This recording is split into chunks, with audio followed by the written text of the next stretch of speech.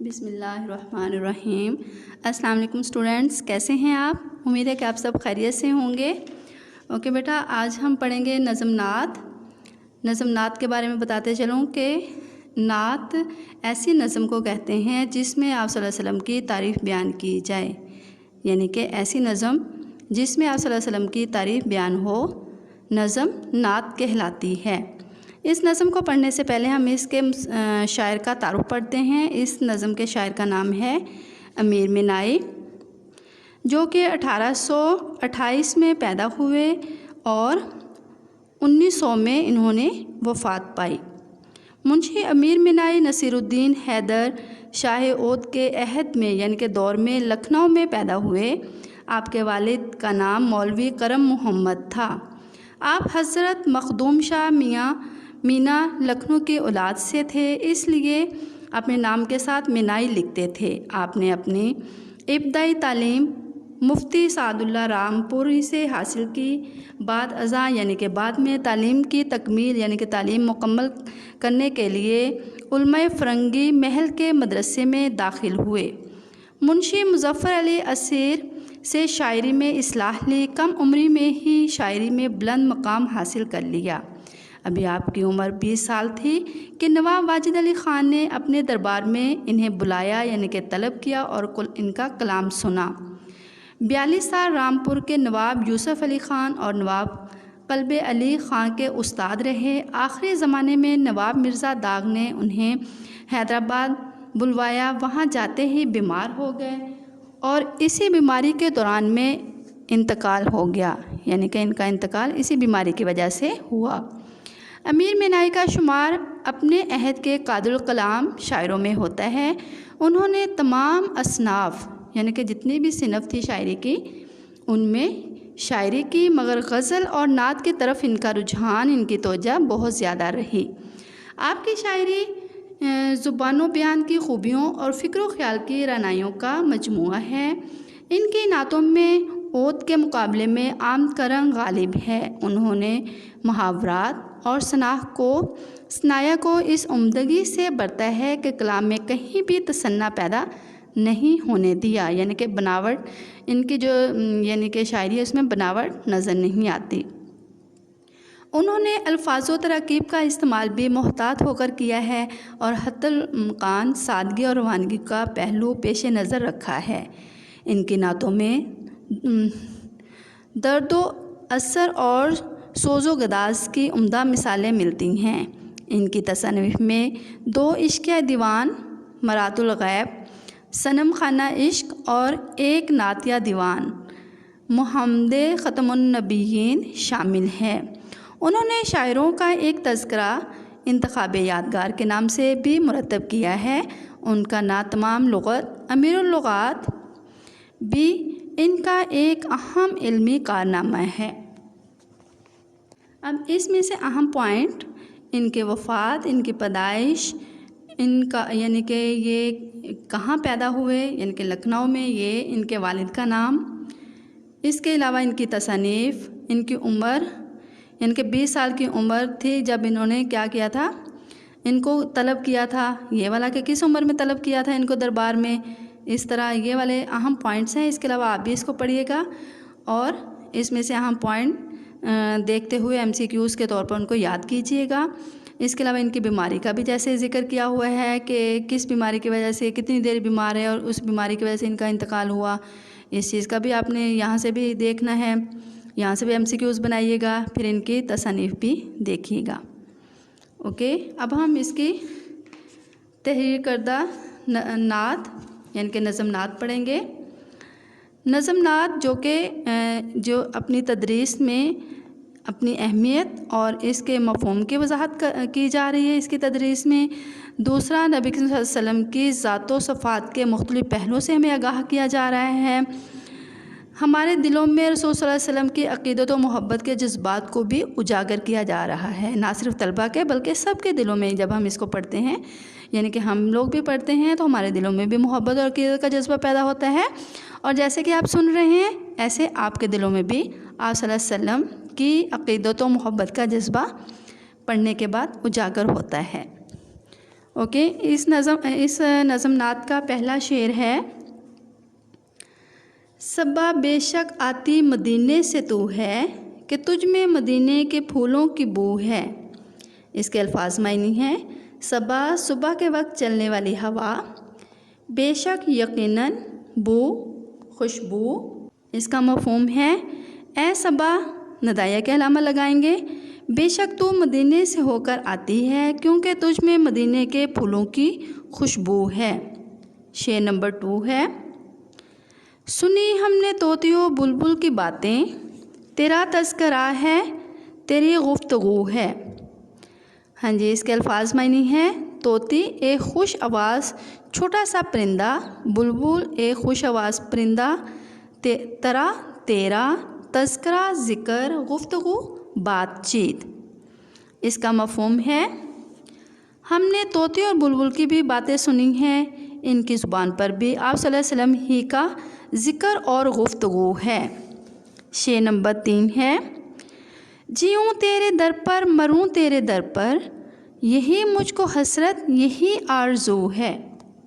इसके अल्फाज मायनी हैं, जीऊँ ज़िंदा रहूँ, दर दरवाज़ा चौखट, मरूँ मर जाऊँ, मौत आए यानी कि हसरत ख्वाहिश, आरज़ू तमन्ना या ख्वाहिश।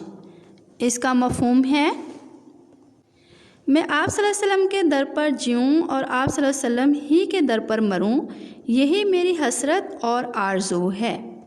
नेक्स्ट शेर है, शेर नंबर 4, जमे जिस तरफ आँख जलवा है उसका, जो यकसू हो दिल तो वही चार सू है।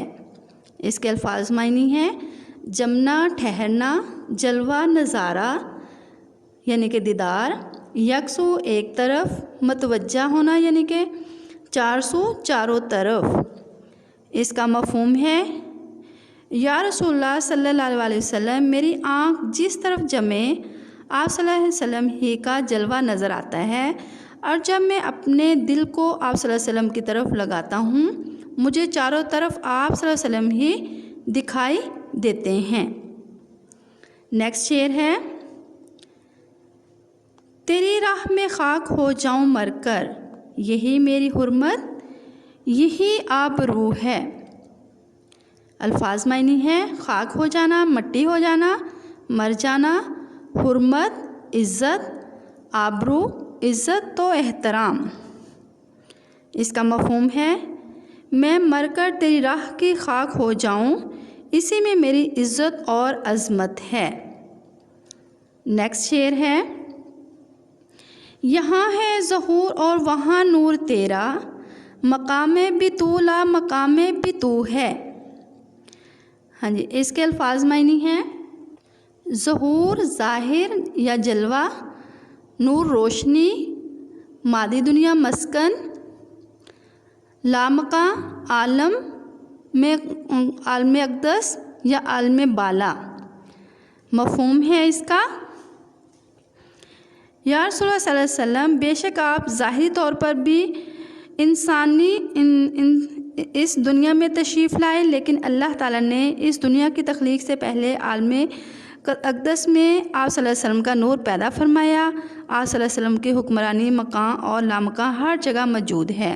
अगर ये आपको थोड़ा इसका मफ़हूम बड़ा लग रहा है तो आप ये वाला मफ़हूम भी इसका याद कर सकते हैं कि आप सल्लल्लाहु अलैहि वसल्लम की ज़ात का ज़हूर इस दुनिया में भी हुआ और आलम अक़दस में भी आप सल्लल्लाहु अलैहि वसल्लम का नूर है।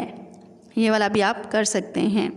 ओके, लास्ट शेर है, शेर नंबर 7, जो बेदाग लाला जो बेखार गुल है, वो तू है वो तू है वो तू है वो तू है। हाँ जी, इसके अल्फाज मायनी हैं, बेदाग बेऐब, बेखार कांटों के बग़ैर यानी कि जिसमें कोई कांटे ना हों। हाँ जी, इसका मफ़हूम है कि आप सल्लल्लाहु अलैहि वसल्लम की ज़ात बाबरकत, बग़ैर दाग के लाला जैसी और बग़ैर कांटे के गुलाब जैसी है। ये थे इसके मफ़ाहीम और अल्फाज मायनी। अब हम इसकी एक्सरसाइज करते हैं। नज़म नात के सवाल नंबर 1 है, मुख्तसर जवाबात दें। इसका जुज़ नंबर 1 है अलिफ, सबा कहाँ से आती है। इसका आंसर है, हेडिंग लिखेंगे मकामे सबा, फिर लिखेंगे नेक्स्ट लाइन से, सबा मदीने से आती है जहाँ आप सल्लल्लाहु अलैहि वसल्लम ने हिजरत के बाद अपनी तमाम ज़िंदगी गुजारी थी। नेक्स्ट है बे, फूलों में किसकी खुशबू है? आंसर है इसकी हेडिंग फूलों में खुशबू। नेक्स्ट लाइन से लिखेंगे, फूलों में मदीने की फ़ज़ा की खुशबू बसी हुई है। नेक्स्ट है, शायर के दिल में क्या हसरत और आरजू है? यानी कि जीम, इसका आंसर है शायर की हसरत हेडिंग। नेक्स्ट लाइन से लिखेंगे, शायर के दिल में हसरत है कि मेरी जितनी भी ज़िंदगी है वो नबी करीम सल्लल्लाहु अलैहि वसल्लम के दर पर बसर हो, और जब भी मुझे मौत आए तब भी मैं आप सल्लल्लाहु अलैहि वसल्लम की चौखट पर ही हूँ, यानी मेरा जीना और मरना नबी सल्लल्लाहु अलैहि वसल्लम ही के लिए हो। नेक्स्ट है दाल, शायर अपनी हुर्मत और आबरू किस बात में ख्याल करता है? हेडिंग है इसकी शायर की हुर्मत। नेक्स्ट लाइन से लिखेंगे, शायर अपनी हुर्मत और आबरू इस बात पर ख्याल करता है कि वो हज़म हो सल्लल्लाहु अलैहि वसल्लम की राह में फ़ना हो जाए और आप सल्लल्लाहु अलैहि वसल्लम के अहकामात मानते हुए इस दुनिया से रुखसत हो जाए। नेक्स्ट ये है, तोतियो बुलबुल किसका ज़िक्र करते हैं? इसकी हेडिंग है तोतियो बुलबुल का ज़िक्र। नेक्स्ट लाइन से लिखेंगे, तोतियो बुलबुल भी आप सल्लल्लाहु अलैहि वसल्लम का ही ज़िक्र करते दिखाई देते हैं। नेक्स्ट है, इसमें इस नात में रदीफ़ क्या है? इस नात में काफ़ी अपनी कॉपी में लिखे, ये वाले क्वेश्चन आपने खुद इसमें से देखने हैं, रदीफ़ की तारीफ़ देखते हुए और काफ़िए की तारीफ़ देखते हुए। नात का मरकज़ी ख्याल नंबर 4 क्वेश्चन है, इसको आपने जो आपको नोट्स दिए गए हैं वहाँ से आपने इसका मरकज़ी ख्याल याद करना है। ओके, इसका मरकज़ी ख्याल मैं पढ़ देती हूँ आपके नोट से ही। हज़म हो सल्लल्लाहु अलैहि वसल्लम की ज़ात अक्सर अक़दस तमाम मखलूक़ात से अफजल है। तमाम मखलूक़ात आप सल्लल्लाहु अलैहि वसल्लम पर दुरूद व सलाम भेजती हैं। एक मोमिन की शान ये है कि वो आप सल्लल्लाहु अलैहि वसल्लम के रास्ते पर चलते चलते ही फ़ना हो जाए। आप सल्लल्लाहु अलैहि वसल्लम की ज़ात बेऐब और बाइसे रहमत है। ओके, ये वाला आपने मरकज़ी ख्याल अपने नोट से याद करना है। नेक्स्ट है क्वेश्चन नंबर 5, लाले के बग़ैर और गुल के बेखार होने से क्या मुराद है? इसका आंसर है, इसकी हेडिंग लिखेंगे वजह। नेक्स्ट लाइन से स्टार्ट करेंगे, लाला का फूल जो अपनी खूबसूरती और रनाई में नहायत अहमियत का हामिल है। लाला के फूल की रनाई अपनी खूबसूरती के बायस दुनिया में लासानी है, लेकिन इसमें एक कमी होती है कि इसमें एक दाग होता है। इस तरह दूसरे फूल जो खूबसूरती में कमाल दर्जा रखते हैं, लेकिन इनके साथ कांटे होते हैं जो हाथों को ज़ख्मी कर देते हैं, जबकि आप सल्लल्लाहु अलैहि वसल्लम की ज़ात बेऐब और कामिल ज़ात है जो खूबियों और हालात का मुरक्का है। मुख्तसर ये कि लाले के फूल में एक कमी होती है कि इसमें एक दाग होता है, फूल के साथ कांटे भी होते हैं, जबकि आप सल्लल्लाहु अलैहि वसल्लम की ज़ात पाक, हर ऐब से पाक और कामिल ज़ात है। नेक्स्ट क्वेश्चन है, कॉलम मिलाएं, यानी कि कॉलम अलिफ में दिए गए अल्फाज को कॉलम बे के मुतलका अल्फाज से मिलाएं। नंबर 1 है सबा, बू, तोती, बुलबुल, तज़किरा, गुफ्तगू, ज्यूँ, मरूँ, हसरत, आरज़ू, 100, 400, हुर्मत, आबरू, ज़हूर, नूर, मका, लामका। ये था कॉलम कंप्लीट कर हुआ। अब ये देखें, नीचे दिए गए इशारात के मदद से नात का यानी कि ख़ुलासा कंप्लीट करें। हमने ख़ुलासे नहीं करने, हम क्योंकि मरकज़ी ख्याल कर रहे हैं इसलिए ये वाला क्वेश्चन नहीं करेंगे। नेक्स्ट क्वेश्चन नंबर 8 है, अराब की मदद से तलफ़्फ़ुज़ वाज़िया करें। तोतियो बुलबुल, अराब के साथ बोल रही हूँ। पहला लफ्ज़ क्या है? तोतियो बुलबुल, तज़किरा। नेक्स्ट है गुफ्तगू, गुफ पेश के साथ गुफ्तगू, हुर्मत पेश के साथ ये भी हुर्मत, आबरू, ज़हूर, दागे लाला, खारे गुल, खा रे नीचे ज़ेर आएगी, दाग के नीचे भी ज़ेर आएगी, दागे लाला और खारे गुल। ये हमारी एक्सरसाइज कंप्लीट होती है। ओके बेटा, अब आपने मफ़ाहीम, सवालात के जवाबात और तारुफ में से 5 MCQs। ये क्या है काम, आपने अपने नोट्स पर लिखना है और आपने मफ़ाहिम प्लस मुकम्मल मश्क याद करनी है। साथ में मुज़क्कर मोनस ग्रामर किताब से सफ़ा नंबर 13 से याद करने हैं। ओके, बेस्ट ऑफ लक, अल्लाह हाफिज़।